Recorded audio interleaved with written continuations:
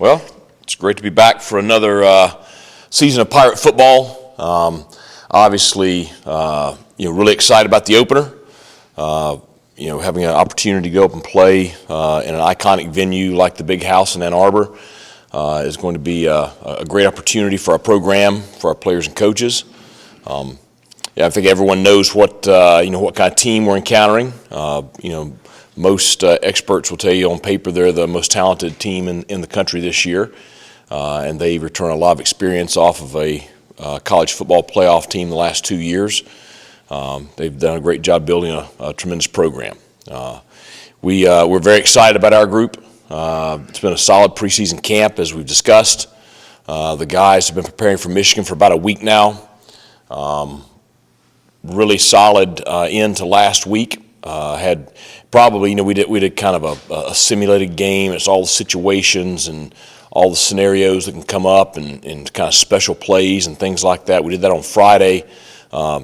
Easily as clean and smooth as I've ever had one go, and that's really a credit to kind of the focus and the character and the intent that our current roster has. So it felt really good coming out of last week.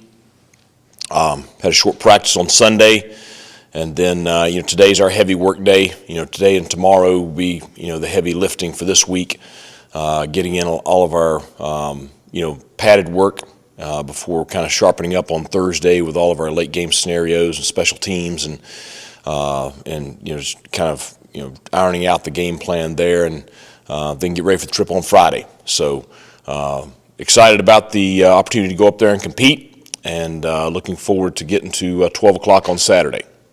Questions?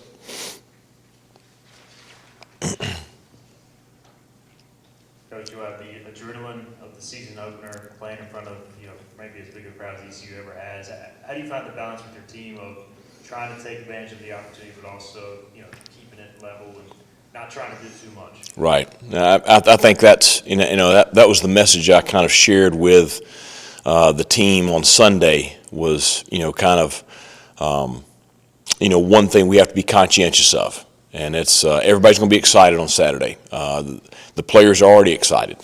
They're going to be highly motivated, and we've got to focus on each of us individually, focus on our role, focus on doing our job, playing our position, playing our part, playing within the scheme, and not trying to do too much. I've watched all their films from last year, and just time after time you see games break open because someone gets kind of outside of their wheelhouse of what they should be doing, or they force something, or they try to do too much with something, and it turns into a big mistake.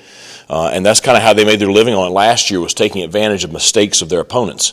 And so, what we got to do is we got to try to really focus on playing as clean of a game as we can, executing at a high level, and in all three phases we've kind of laid out. These are the things that we really need to do in order to, maximize our opportunity to go up there and come away with a win.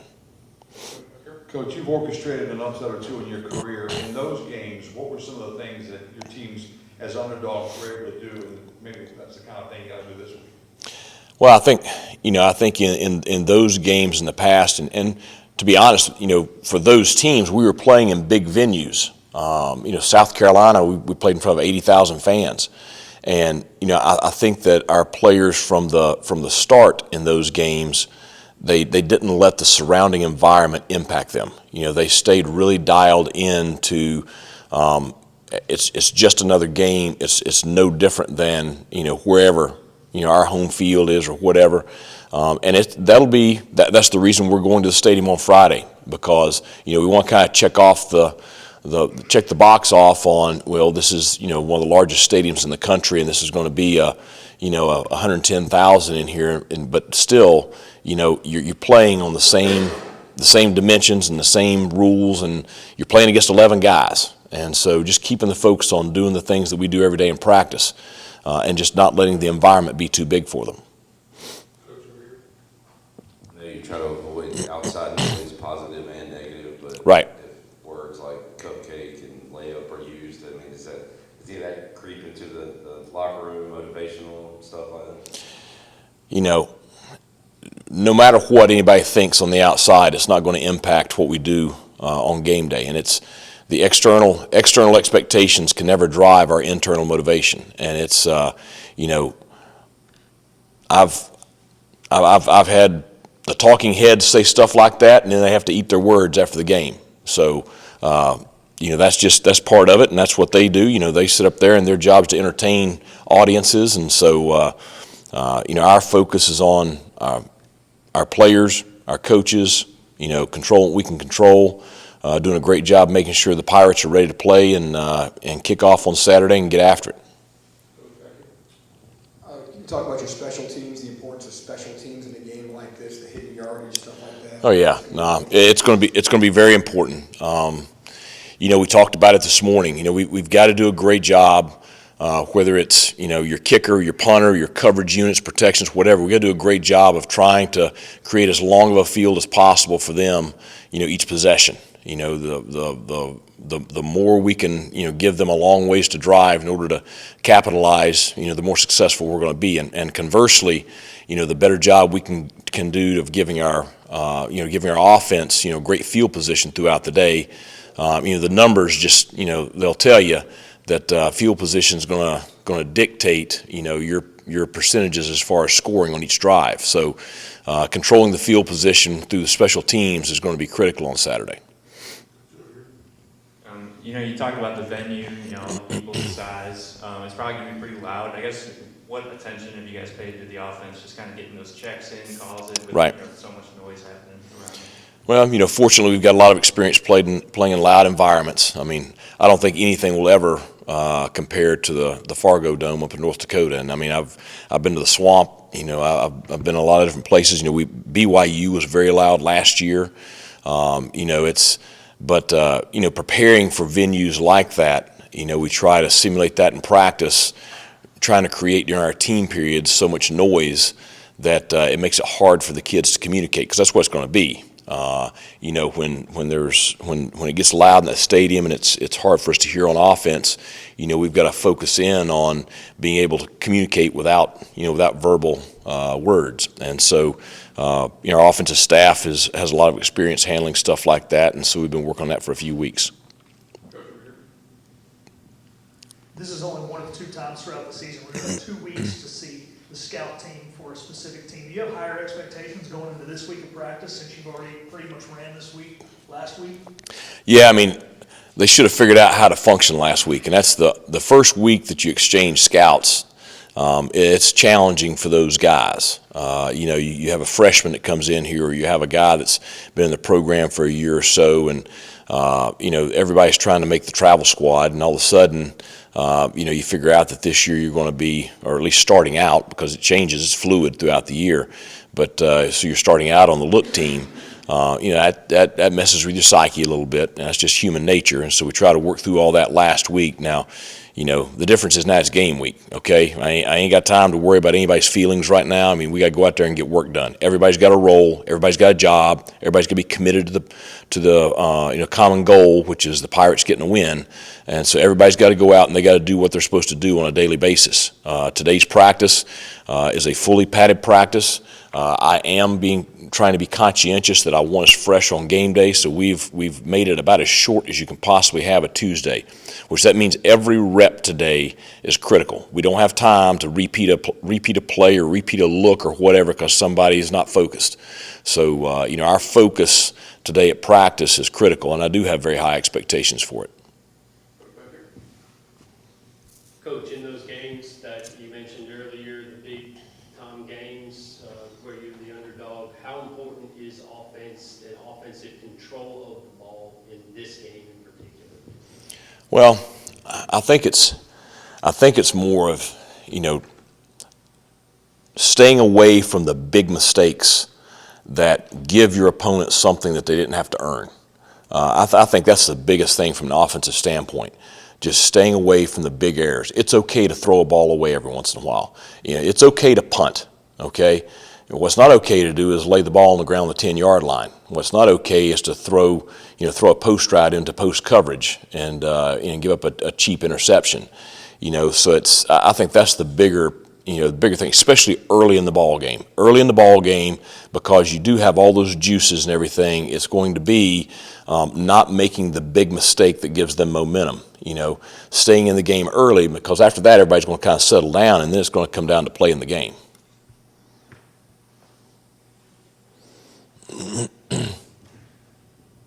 Coach, I asked you at media day about the quarterback situation, if you could name one, a starter. I got to ask again, or is it something you plan to take into game day?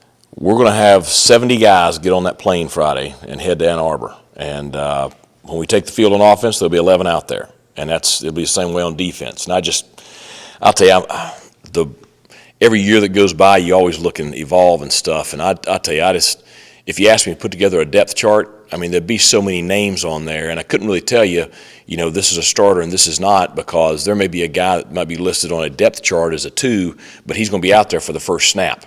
So technically he's a starter.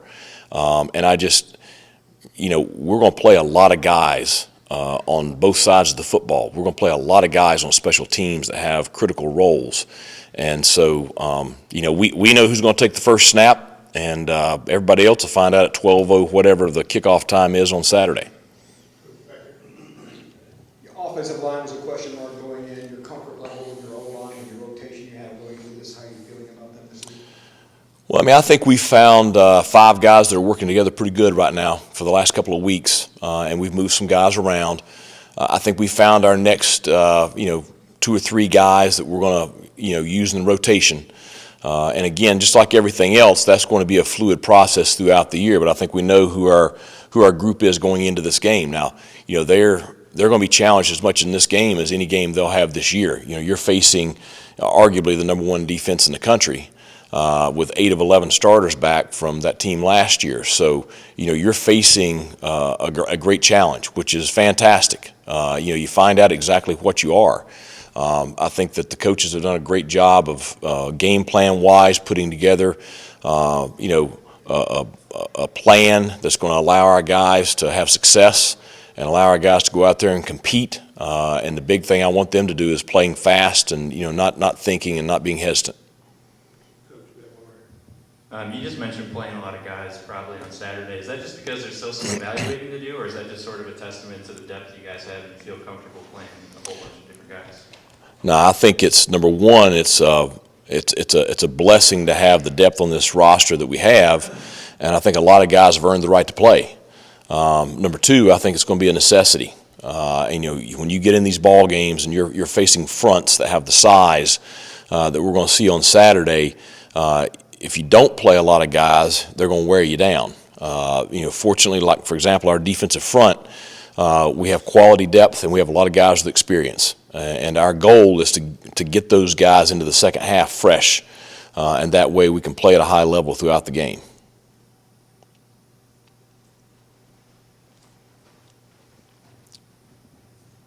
Coach, during media day, you made a Gene Hackman Hoosiers reference. Going into this game, have you made any other lines to your team from a famous sports movie? No, it's just, the whole point of that was, we're, like I said earlier, we're going to try to check the box on the venue on Friday, and that way it's not an issue on Saturday. You're playing in an iconic venue Saturday, and you're playing in one that we all grew up watching games on TV, some of the great matchups in this venue. And so we just want to check that off on Friday, and that way our kids are solely focused on playing the game on Saturday.